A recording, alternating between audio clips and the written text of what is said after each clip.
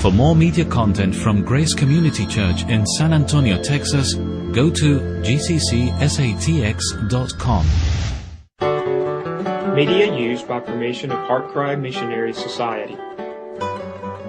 Visit us online at heartcrymissionary.com.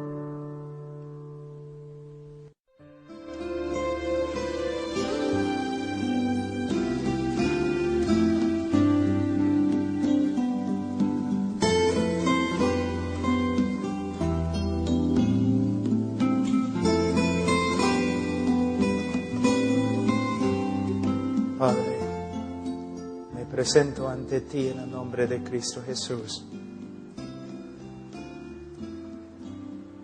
Tú mereces, Señor, toda la gloria y la honra, la alabanza.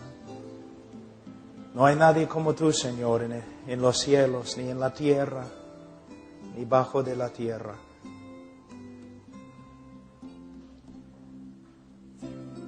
Señor, yo te pido en el nombre de Cristo que tengas misericordia de nosotros y por medio de la obra del Espíritu Santo que nos enseñes, Señor, de tu palabra, para que seamos conformes a la imagen de Jesucristo, para que seamos siervos útiles, Señor, para tu gloria, para la edificación de la iglesia. En el nombre de Cristo Jesús. Amén. Es un privilegio muy grande para mí estar con ustedes. Hermano Martín habló conmigo acerca de venir y hablar con algunos de los misioneros de allí. Creo que abrimos las reuniones para otros y tenemos algunas personas aquí hoy día y estamos seguros que todo está conforme a la voluntad de Dios, conforme a la voluntad de Dios. La semana pasada nosotros estuvimos en la selva, en como 3 horas de Tarapoto, un lugar que se llama Tarapoto, y creo que todos los hombres que estaban conmigo se enfermaron, entonces creo que no somos muy espirituales. Pero Dios obró grandemente entre los hermanos y había personas de varios lugares, algunas personas habían caminado como 12 horas, 15 horas para llegar, para escuchar el Evangelio. Hoy día, de lo que entiendo en esta conferencia, se va a hablar de la gracia soberana, el poder de Dios en la salvación del hombre. En el día de hoy hay un problema. No estoy diciendo eso porque soy profeta o porque sé más que los demás. Pero hay un principio bíblico que cuando estudiamos el Nuevo Testamento debemos hacerlo en el contexto de toda la Biblia. También hay un principio de la hermenéutica. La hermenéutica es simplemente el estudio de cómo estudiar la Biblia. Y el principio importante que se aplica aquí en el día de hoy es: siempre debemos hacer nuestra teología en el contexto de la iglesia. ¿Qué significa? Cuando interpretamos la Biblia, ¿no? Tenemos que someternos a la gramática de la Biblia. Algunas personas, una vez un hombre entró en mi oficina, me dijo, empezó a hablar conmigo acerca de Juan 1:1. Como en el principio era el verbo, y el verbo era con Dios, el verbo era Dios. Y él me dijo, en griego, pastor, el verbo proviene de la palabra rema. Yo le dije, no. Y abrí mi Nuevo Testamento en griego y yo le dije, mira, la palabra verbo proviene de la palabra griega logos. Y él dijo, no me importa lo que me digas porque el Señor me ha dicho en un sueño. Entonces tenemos que someternos a la gramática de las Escrituras.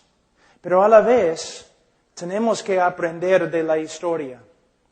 Cuando interpretamos un texto, debemos comparar nuestra interpretación con las interpretaciones de otros, no solamente en nuestra cultura, sino debemos comparar nuestras interpretaciones con las interpretaciones de los demás hermanos a través de la historia de la iglesia.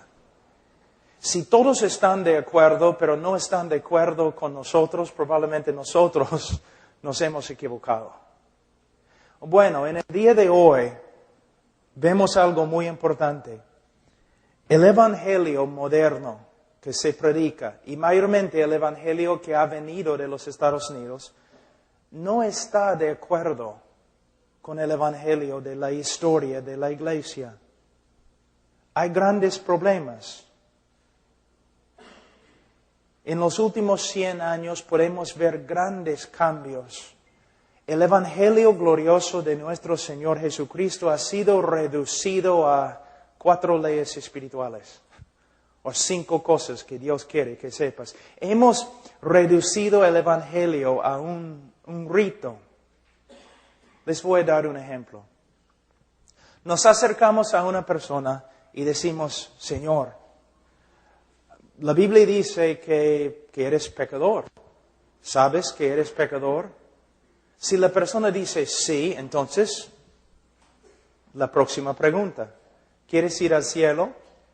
Si la persona dice sí, quiero ir al cielo, entonces la próxima pregunta, entonces, ¿quieres orar para pedir a Cristo que entre en tu corazón? Si la persona dice sí, entonces oramos con Él. Y después de la oración, preguntamos, ¿te salvó Dios? Si la persona dice, bueno, no estoy seguro, entonces decimos, por supuesto te salvó, porque Él prometió salvarte. Hemos reducido el Evangelio de Cristo a nada más que algunas preguntas superficiales. Y si una persona contesta bien, lo declaramos salvo. Pero no es el Evangelio. Primeramente, si tú dices a una persona, ¿sabes que eres pecador? Si dices sí, no significa nada. El diablo sabe que es pecador. ¿Te das cuenta? Pregunta al diablo. Él te va a decir, por supuesto soy pecador. El mejor pecador que hay. Entonces, simplemente preguntar a una persona si sabe si es pecador no significa mucho. La pregunta es, desde que has escuchado el Evangelio, ¿Dios ha obrado en tu corazón de tal forma que ahora aborreces el pecado que antes amaste? Hay un cambio del corazón, en el corazón. Cuando una persona, para ser salvo, una persona tiene que arrepentirse. El arrepentimiento es más que simplemente reconocer pecado. El arrepentimiento involucra un cambio del corazón, un cambio creado por la obra del Espíritu Santo a través de la prédica del Evangelio. Si un hombre se ha arrepentido de verdad, vamos a ver un cambio en su estilo de vida, en su actitud hacia el pecado. Muchas veces personas me dicen, Pastor Pablo, tengo una nueva relación con Dios. Y yo siempre digo, bueno, ¿tienes una nueva relación con el pecado? Porque si tienes una nueva relación con Dios, vas a tener una nueva relación con el pecado. El pecado que antes amaste, ahora vas a aborrecer. Pero si una persona dice que sí, sabe que es un pecador, entonces preguntamos, ¿quieres ir al cielo? ¿Quién no? ¿Quién va a decir, no, me gustaría ir al infierno? ¿Quieres ir al cielo?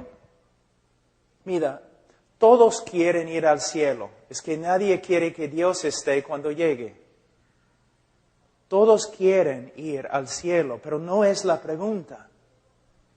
La pregunta es, ¿ahora estimas al Dios que antes ignorabas y hasta odiabas?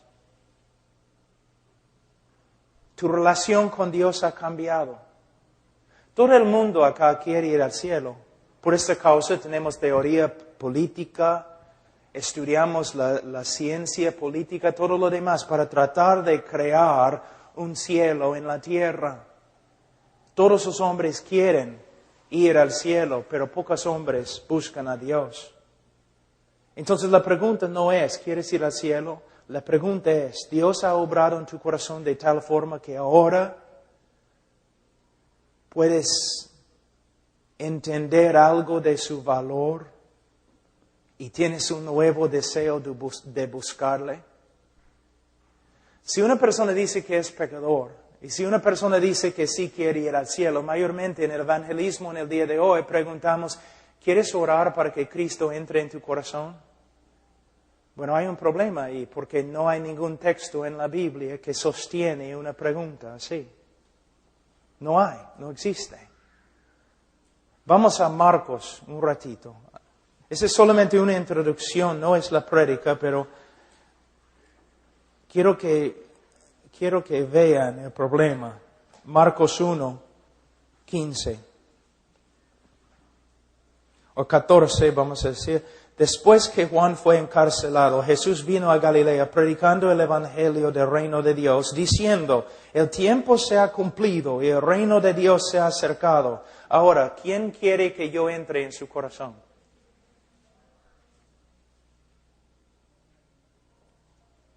No dice esto. ¿Qué dice? Arrepentíos y creed en el evangelio.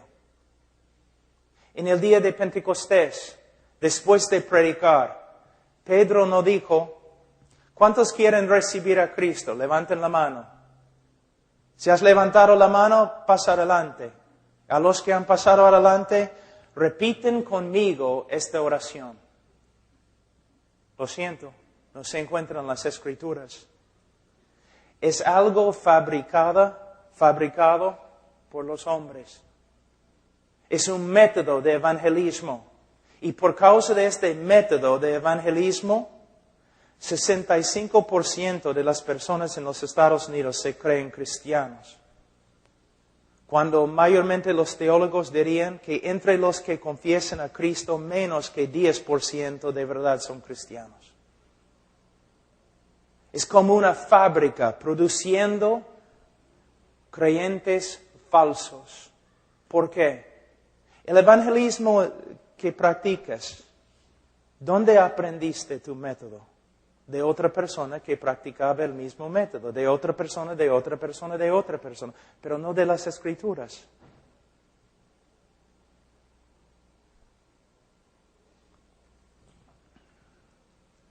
Otro problema muy grande en el evangelismo es el tema principal del evangelio. Pocos entienden lo que es el tema principal.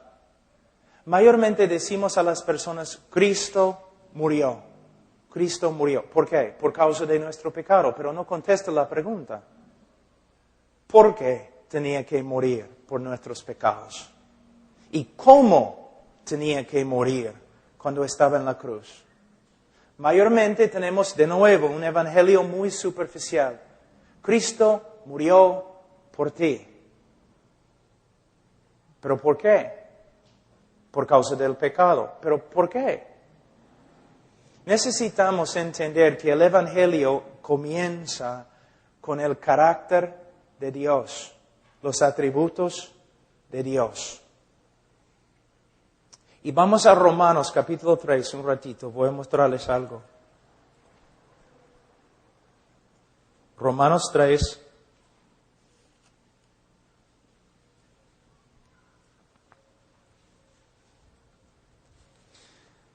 En versículo 25, hablando de la persona de Jesucristo, las Escrituras dicen, a quien Dios puso como propiciación por medio de la fe en su sangre para manifestar su justicia a causa de haber pasado por alto en su paciencia los pecados pasados, con la mira de manifestar en este tiempo su justicia a fin de que Él sea el justo y el que justifica al que es de la fe de Jesús.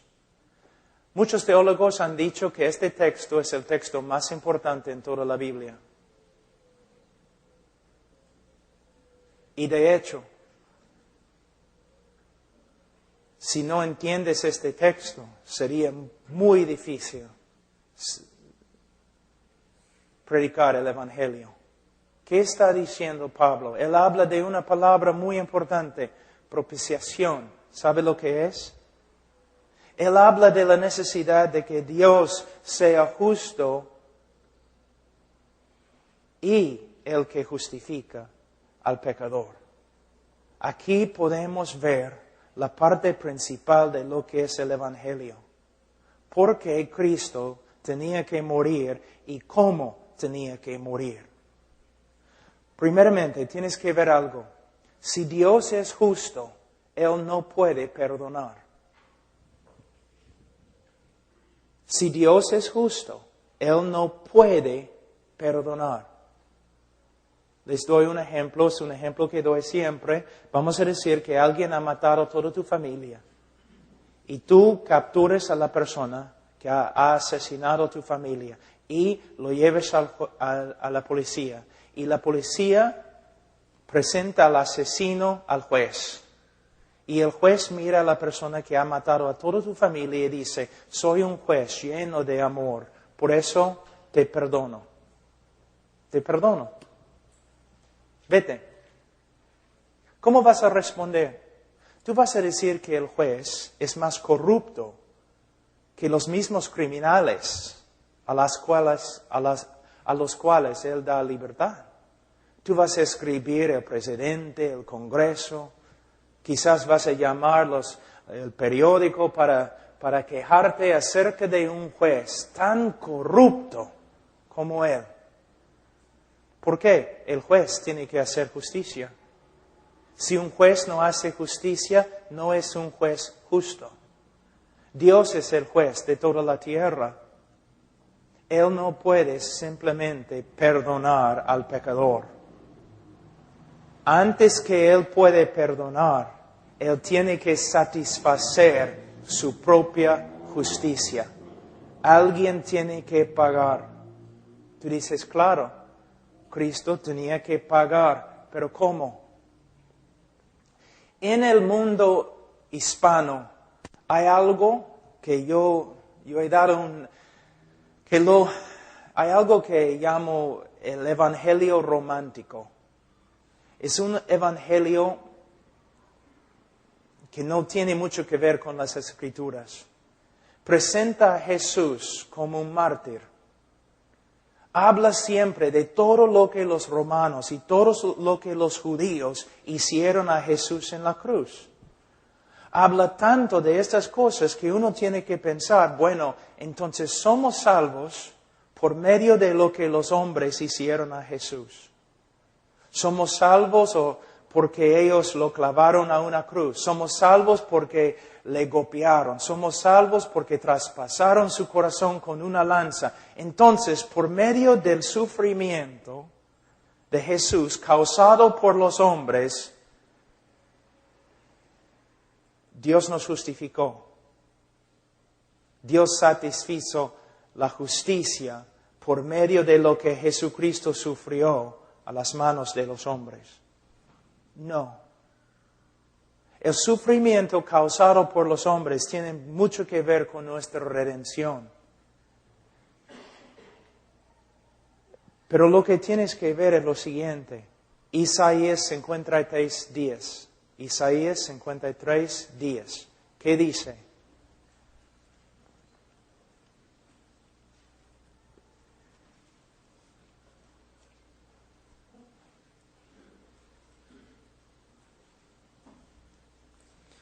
Con todo eso, Jehová quiso quebrantarlos, sujetándole a padecimiento.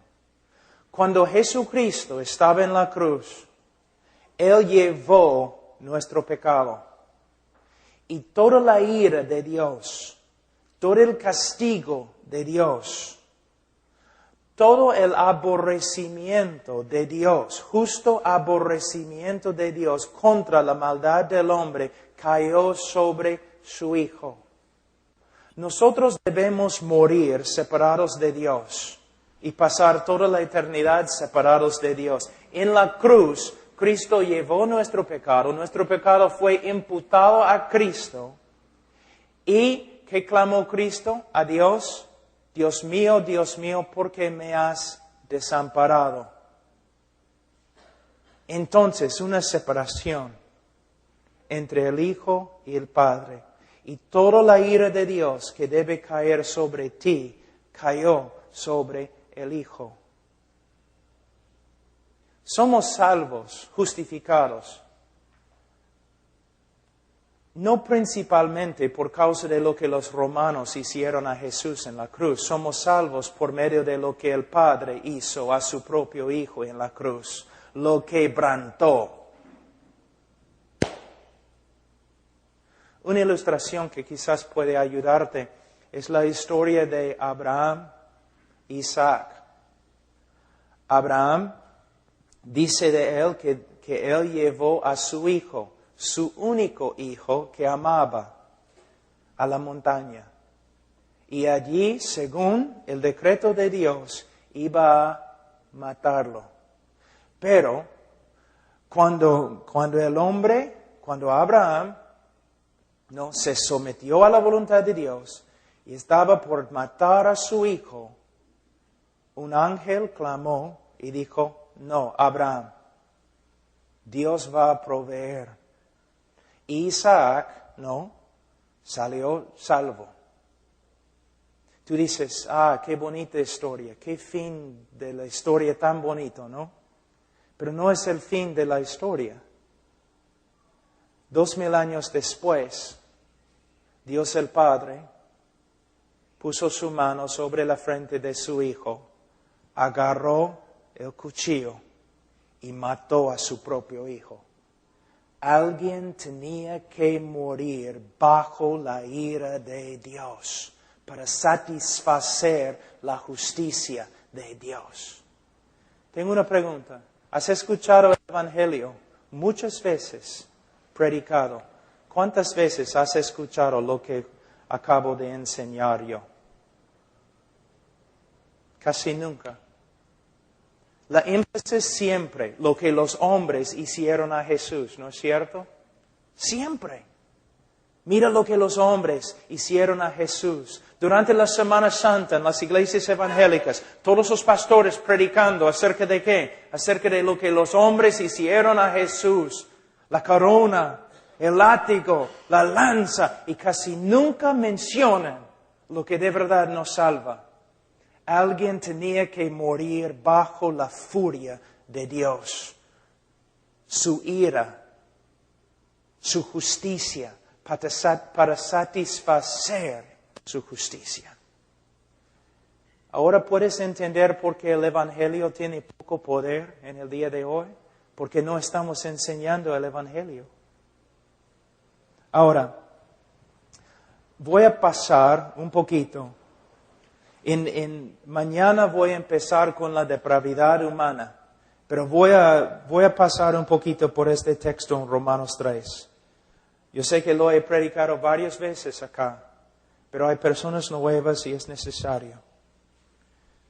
Por cuanto todos pecaron, 3:23 de Romanos, por cuanto todos pecaron y están destituidos de la gloria de Dios.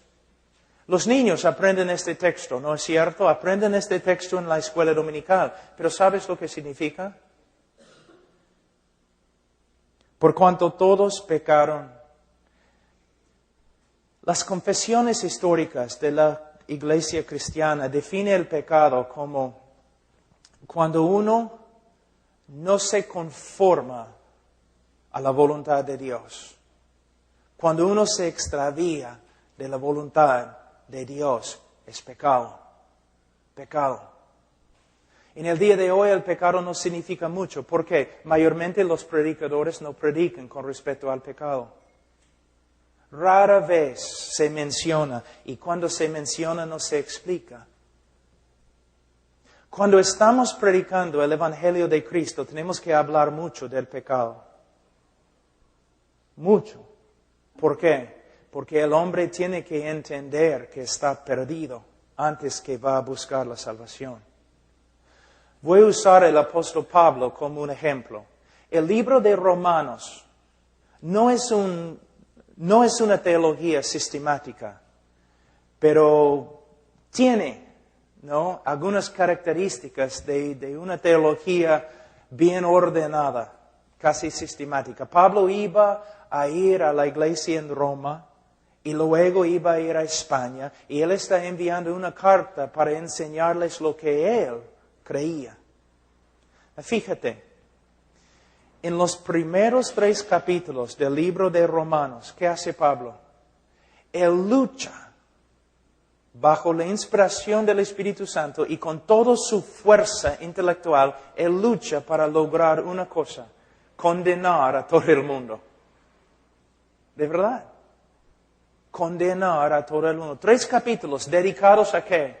A condenar al mundo, a demostrar el pecado del mundo, del hombre, y la condenación que es el resultado de su pecado.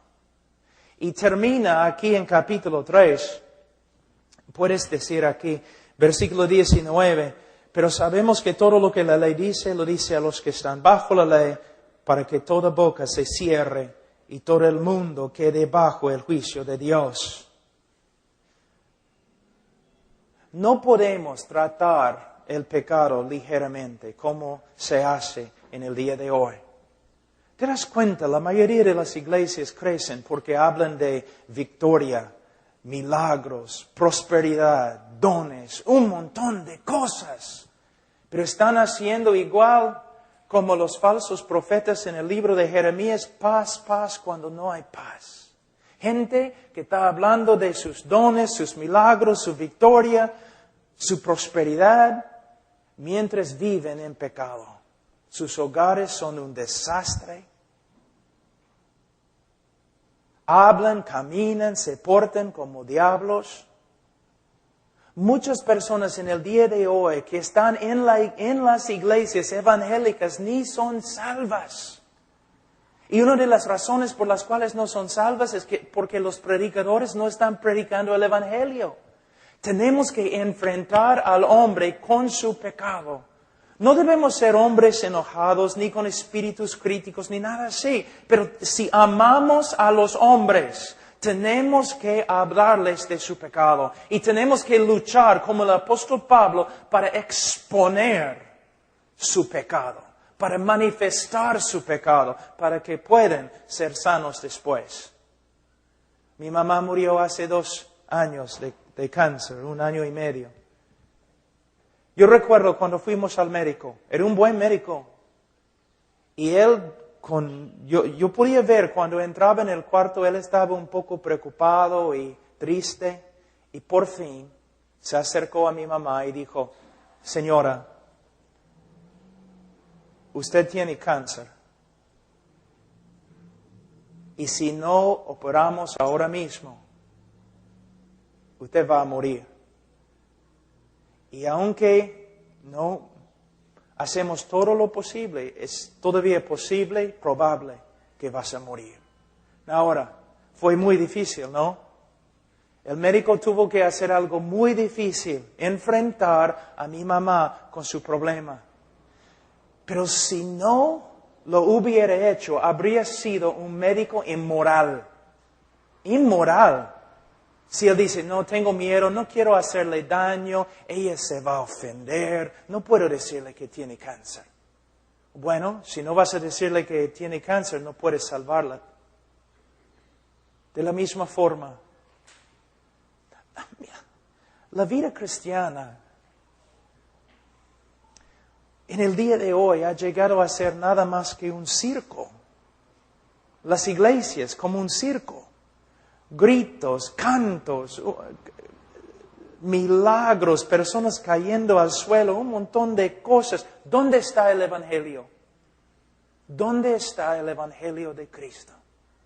Pero aún en las iglesias bautistas, hablando de un montón de cosas, métodos de evangelizar, métodos de hacer misiones, un montón de cosas, pero no predicamos el evangelio. Y el evangelio que predicamos es una versión muy reducida que no tiene poder. ¿Qué debemos hacer?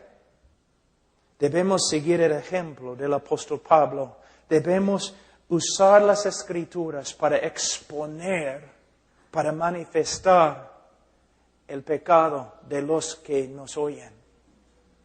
Pero también no solamente debemos hablar del pecado, pero debemos hablar de la solución, que es la gracia de Dios. La gracia de Dios. Que la salvación no es por medio de las obras, sino por medio de una obra de Dios, por medio de la gracia. En versículo 23 dice, por cuanto todos pecaron y están destituidos de la gloria de Dios, siendo justificados gratuitamente por su gracia. Gratuitamente. Todo el mundo en el día de hoy habla de la justificación. La religión siempre habla de cómo puede un hombre tener una relación con Dios. El judío dice, por medio de amar la ley, por medio de guardar la ley. El musulmán dice básicamente lo mismo con otro libro. El cristiano es totalmente diferente. Les voy a dar un ejemplo. Nos acercamos a un judío y decimos, Señor, si usted muriera ahora mismo, ¿dónde iría? Bueno, al cielo. ¿Por qué? Porque amo la ley de Jehová y soy buena gente. Yo guardo la ley, pues. Ya. Señor musulmán, si usted muriera ahora mismo, ¿dónde iría? Al cielo. ¿Cómo? ¿Por qué? Bueno, amo el Corán y guardo las leyes del Corán. Doy limosnas, visito a los lugares santos, voy a ir al cielo. Pero llegamos al cristiano. Cristiano, si murieras ahora, ¿dónde irías? Al cielo. ¿Por qué? Bueno, nací en pecado, he violado todas las leyes de Dios y merezco el infierno. Y decimos, pero cristiano, un ratito, los otros dos entiendo, ellos dicen que deben ir al cielo porque son, bueno, merecen ir al cielo por medio de sus buenas obras, pero tú me dices otra cosa. Tú me dices que vas a ir al cielo aunque merezcas al infierno. ¿Cómo puede ser? Y el cristiano responde, yo voy a ir al cielo basado en los méritos de otro, mi Señor Jesucristo. Pero una persona no puede aún empezar a apreciar la gracia a menos que entienda algo de su depravidad. Otra noche en la selva, estábamos allí en ceja de selva, entonces la parte alta de la selva. Y durante el día, calor, calor, calor. Y tú puedes mirar al cielo y no hay ninguna estrella, no puedes ver una estrella. ¿A dónde fueron las estrellas? ¿Se escondieron? ¿Por qué no podemos ver las estrellas? Pero en la noche sí, puedes ver las estrellas. ¿Por qué? Las estrellas, puedes verlas en la noche por causa de la oscuridad que rodea. Resplandecen. Más oscura sea la noche, más que podemos ver las estrellas de la misma forma. Por esta causa hablamos de la depravidad humana, hablamos del pecado específicamente y intentamos con las Escrituras condenar al mundo. Porque se puede ver la gracia de Dios cuando se contrasta con el pecado del hombre. ¿Por qué somos salvos? Los méritos de Cristo Jesús. Es nuestra gloria. Ahora, dice, siendo justificados gratuitamente por su gracia. Hay una profecía donde dice que iban a aborrecer o odiar al Mesías sin causa. Y se repite de nuevo en el Nuevo Testamento en griego. Que iban a odiar al Mesías sin causa. Nadie nunca tenía una razón de odiar a Jesús. Jesús nunca pecó contra nadie. Entonces, cuando lo odiaban sin causa. Es la misma palabra que se usa acá.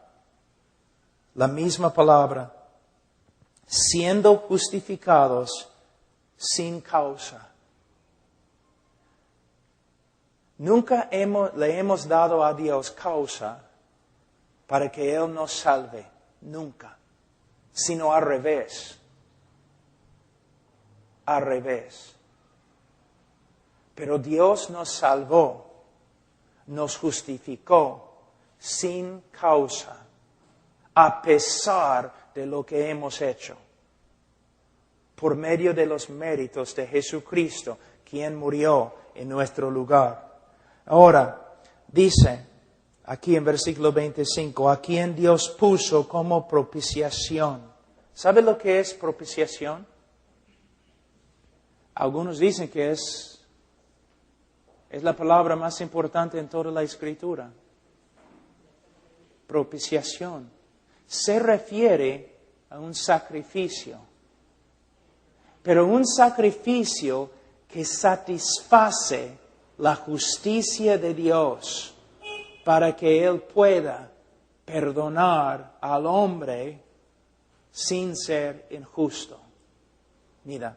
Una vez yo escuché a un predicador que estaba diciendo lo siguiente: en vez de ser justo contigo, Dios demostró su amor. Suena bien, ¿no? Parece bien. Piensa en lo que él está diciendo. En vez de ser justo contigo, Dios demostró su amor. ¿Puedes ver el problema? Están diciendo que el amor de Dios es injusto. Dios pasó por alto la justicia para amarte. Dios no puede hacer eso. Dios es perfecto. Dios tiene que ser justo y su amor tiene que ser justo. Él tiene que hacer el justicia mientras ama. Y este es el problema y la razón por la cual necesitamos una propiciación. La Biblia dice en Proverbios 17:15, el que justifica al impío es una abominación ante Jehová. Escucha. Hemos leído en Romanos que Dios nos justificó aunque éramos impíos. Pero la Biblia dice, el que justifica al impío es una abominación. Entonces, ¿quiere decir que Dios es una abominación porque Él nos justificó y éramos impíos? ¿Ves? Ahí es el problema más grande. Es el centro del Evangelio. ¿Cómo puede Dios, como Pablo dice aquí en Romanos 3, cómo puede Dios ser justo y a la vez justificar al impío? Es el problema más grande de las Escrituras. Si Él es justo, tiene que condenar al impío. Pero si nos condena, no hay esperanza de salvación. Si Dios hubiera condenado toda la tierra, todos los hombres al infierno, así, al toque, si lo hubiera hecho, no habría ningún problema filosófico ni teológico, porque es exactamente lo que la tierra merece. Es exactamente lo que el hombre merece. Había necesidad de explicaciones cuando Dios empezó a salvar. ¿Cómo puede un Dios justo perdonar a los que deben morir? Bueno, Él puede hacerlo solamente porque al morir Jesucristo satisfizo una vez para siempre la justicia de Dios. Algo que es muy importante y vamos a hablar un rato de esto. A veces yo escucho a los predicadores y los cantantes cantando y predicando cosas así, ¿no? Dios buscó por todo el cielo para encontrar a alguien, ¿no? Con la buena voluntad, dispuesto a morir por el hombre, pero no podía encontrar a nadie. Dios buscó por la tierra para encontrar una persona que podía morir por el hombre pecador, pero no podía encontrar a nadie. No había ningún ángel dispuesto, ningún hombre dispuesto, o ningún hombre perfecto para morir en el lugar del hombre. Entonces Él tuvo que enviar a su Hijo. No está bien. La teología está muy, muy mal. un ángel perfecto no podría haber muerto por nuestros pecados. Y un hombre perfecto no podría haber muerto por nuestros pecados. El que murió en la cruz por nosotros tenía que ser hombre, porque el hombre ha pecado, el hombre tiene que morir. Pero el que murió en la cruz tenía que ser más que hombre, más que ángel. Él tenía que tener un valor infinito. Por eso Dios llegó a ser hombre. Y caminó sobre la tierra y vivió una vida perfecta. Y según el plan predestinado de Dios, Él fue clavado en una cruz. En la cruz, Él llevó el pecado de su pueblo y llegó a ser una maldición ante su propio Padre. Mira, Gálatas capítulo 3, un ratito.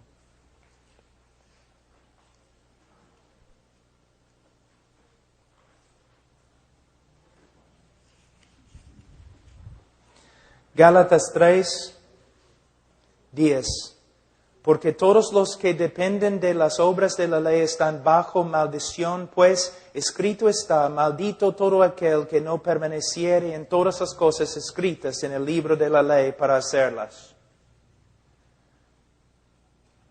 En el día de hoy, en muchas iglesias, una maldición significa, bueno, uno se enferma, o uno no prospera económicamente. No hay ninguna palabra en ningún idioma que puede describir cuán horrible es ser bajo una maldición.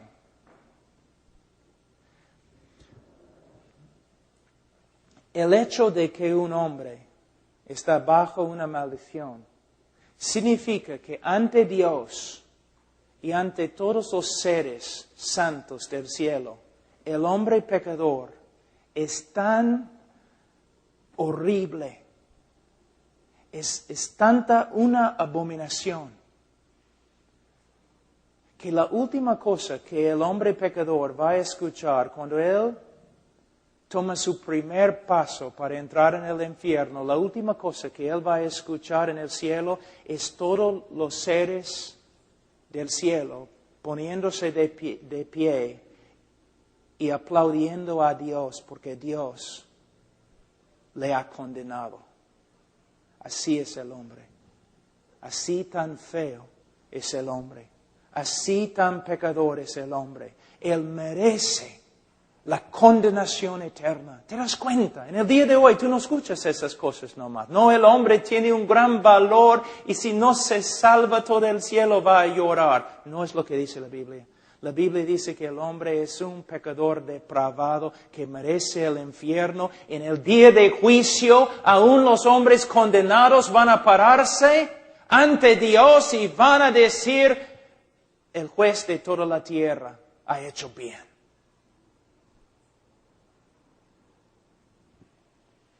Pero la Biblia dice en versículo 13, Cristo nos redimió de la maldición de la ley, hecho por nosotros maldición.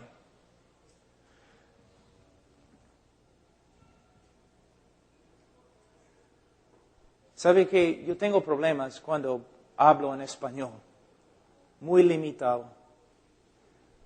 Pero con respecto a este tema, aún en inglés, me faltan palabras.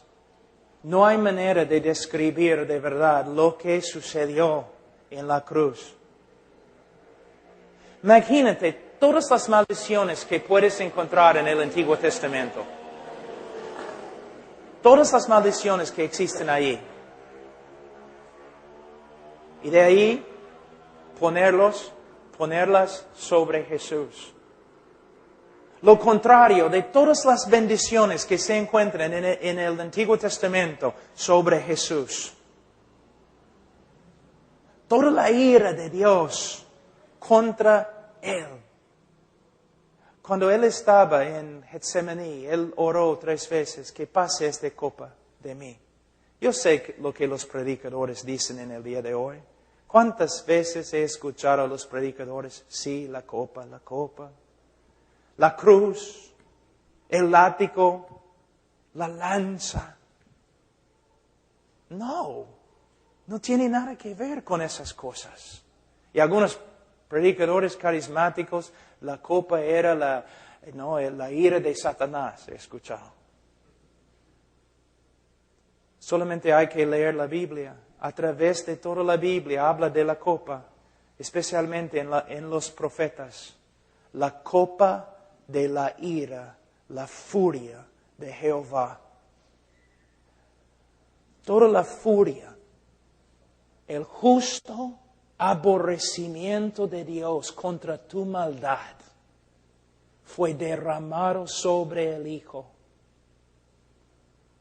Y Él llegó a ser una maldición y su Padre le abandonó, le desamparó.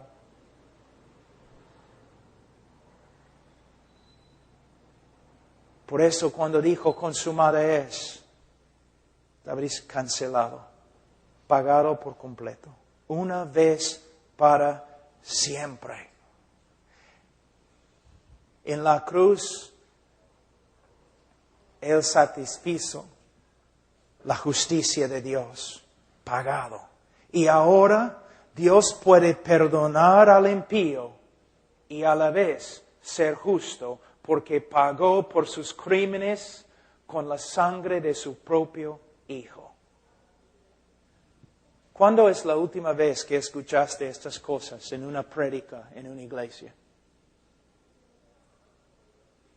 Cristo muriendo, aplastado, quebrantado bajo la ira de su Padre por causa de nuestra maldad. Ahora puedes ver que el Evangelio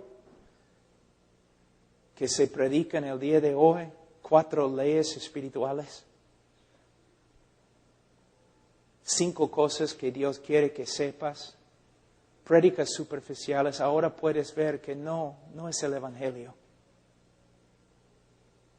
Es una reducción que no tiene nada de poder. Ahora, esta es una introducción. Vamos a enseñar esta semana, en esta pequeña conferencia, algunas cosas. Son cosas que siempre se encuentran en la historia de la iglesia. Vamos a hablar de lo que Dios ha hecho a través de la cruz del Calvario. Vamos a hablar de las verdades de la Reforma. Martín Lutero, Calvino, los puritanos, los bautistas, Jonathan Edwards, Jorge Whitfield, Jorge Mueller, Carlos Spurgeon, todos esos hombres. Si tú vas a la librería, tú vas a leer acerca de todos esos hombres, como Dios los usó grandemente. Pero hay un problema, nadie habla de su teología. Todos hablan de cómo Dios los usó para cambiar al mundo. Pero casi no hay ningún libro acerca de lo que ellos creían. ¿Por qué? Porque lo que ellos creían contradice lo que predicamos en el día de hoy. Todos reconocen, por ejemplo, que Carlos Spurgeon, ¿no? Todos. El más grande predicador que ha vivido en la tierra desde los apóstoles. Pero ¿por qué no predicamos lo que él predicaba? Jonathan Edwards, teólogo quizás más grande desde, quién sabe, ¿no? Por lo menos él, Calvino, Lutero, los grandes, ¿qué creían? ¿Una vez has pensado? Porque no creían como nosotros en el día de hoy. Hudson Taylor, el famoso misionero a China, ¿qué creía? Porque tenía otro evangelio que nosotros en el día de hoy. Jorge Mueller, el grande hombre de la fe, ¿qué creía? Diferente que nosotros en el día de hoy. Su evangelio era diferente. Lo que estoy diciendo es que si estamos aquí para enseñar cosas nuevas, no vale. No tiene ningún valor. Si un predicador te dice que tiene una revelación nueva, corre.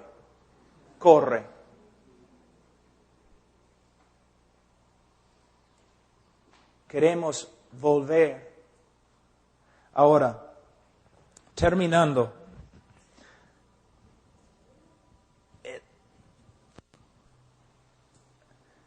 Hermanos, no estamos hablando de tenemos diferencias con respecto a los dones, o tenemos diferencias con respecto a el bautismo, aunque sea muy importante el bautismo. Lo que estamos diciendo es que en el día de hoy, los mismos evangélicos no están predicando el evangelio que se predicaba solamente hace 75 años atrás. Y por eso, mira, ¿no? Tienes tus campañas evangelísticas, ¿no es cierto? Un evangelista viene, cánticos y un montón de cosas, es un gran show y él predica y 100 personas reciben a Cristo durante la semana, pero domingo ninguno de ellos llega a la iglesia. ¿Por qué? ¿Tenemos que cambiar nuestro método? Bueno, mejor decir, tenemos que cambiar nuestra teología. Tenemos que volver a las Escrituras. Vamos a hablar de la depravidad humana. ¿Por qué? Toda la batalla se gana o se pierde ahí. Tenemos que reconocer que el hombre está muerto espiritualmente. Y que él puede ser salvo solamente por medio de una obra sobrenatural del Espíritu Santo a través de la predicación del Evangelio. En el día de hoy los evangelistas usando sus trucos, ¿no? Manipulando psicológicamente, bajando las luces, música bonita, pasa adelante, tu amigo está contigo, solo va a demorar 5 minutos, toma tu decisión, todo eso es falso. Son métodos usados por niños que no saben lo que es la palabra de Dios, el Evangelio o el poder de Dios. Tenemos que reconocer que el hombre está depravado. Si él va a recibir a Cristo, él va a recibir a Cristo por causa de una obra sobrenatural del Espíritu Santo que demuestra el poder de Dios como la misma creación del universo. De verdad, se requiere más del poder de Dios para salvar a un hombre que crear un universo. Porque Dios creó al mundo ex nihilo, fuera, sin nada, de la nada. Creó el universo. Pero para tomar un hombre corrupto, depravado y recrear al hombre a la imagen de Jesús, poder. Y es un poder que el hombre no puede generar. Lo que necesitamos en el día de hoy en Perú y en el mundo son hombres que no confían y mujeres que no confían en el brazo de la carne. Métodos. Sino personas que confían en el Evangelio de Jesucristo. Si yo me paro con una Biblia abierta y yo predico acerca del pecado, y yo predico acerca del juicio, y yo predico la cruz correctamente, Cristo muriendo bajo la ira de Dios, si predico la resurrección de Jesucristo de entre los muertos, y si si doy un llamado de arrepentimiento y fe, Dios va a salvar. Él va a edificar a su iglesia. Él va a hacer una obra. Debemos dejar a un lado todas estas cosas y predicar las Escrituras. ¿No es cierto que cuando vas a una conferencia de misiones, mayormente hablan de métodos, estadísticas, cosas que puedes hacer para manipular a los demás? No. Nosotros tenemos la palabra de Dios, la oración y amor. Son nuestras armas. Y si vamos a pelear, peleamos con la predicación de la palabra de Dios. Oración, intercesión de rodillas, clamando a Dios para que Él haga milagros entre nosotros, ¿no? Y amor que se sacrifica, Hermanos, de verdad, discúlpeme, estoy tan limitado cuando hablo en español, pero mi esposa es peruana, pero todavía no aprendo mucho porque ella siempre habla, no permite que yo hable, entonces yo no... No, tengan paciencia conmigo. Los otros predicadores, yo les aseguro, les va a enseñar mucho más. Pero esta es una introducción. ¿Ya? Oremos. Padre Santo, te doy gracias. Te pido, Señor, en el nombre